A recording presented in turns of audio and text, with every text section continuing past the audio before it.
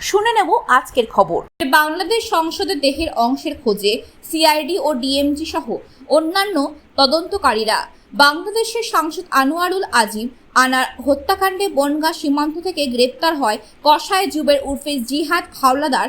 তারপর 12 দিনের সিআইডি হেফাজতে থাকায় জিজ্ঞাসাবাদে জানা যায় 13 মে তাকে খুন করা হয় এবং 14 মে রাত্রে তাকে একটি ক্যাবে করে নির্জন জায়গা দেখে ছুঁড়ে ফেলা হয়। কিন্তু অন্ধকার থাকায় ঠিক কোন জায়গায় টুকরোগুলো ফেলা হয়েছিল সেটা বলতে পারে না।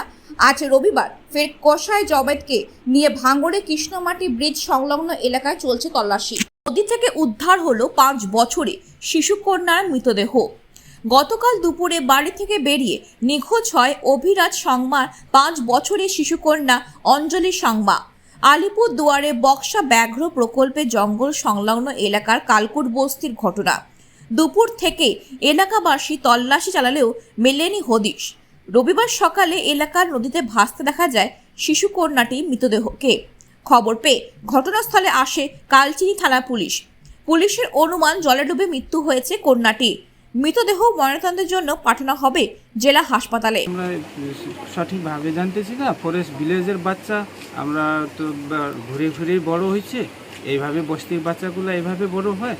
তো বর্ষাকালে আমরা নিজের বাড়িতেই ছিলাম, তো বাচ্চা বাড়ি থেকে এদিক ওইদিক হইতে হইতে খেলতে খেলতে কোন জায়গায় পৌঁছে গেছে আমরাই বুঝতেই পারলাম না। আমরা বাড়ির কাজেই ব্যস্তই থাকতেই এরকমই চলে জিন্দগি। রানীগঞ্জের সেনকো গোল্ড দোকানে ভর দুপুরে হলো ডাকাতি। রবিবার দুপুরে রানীগঞ্জের সেনকো গোল্ডের শোরুমের ভর দুপুরে প্রায় 7 থেকে 8 জন মিলে করে ডাকাতি। প্রত্যেকের হাতে ছিল আগ্নেয়াস্ত্র।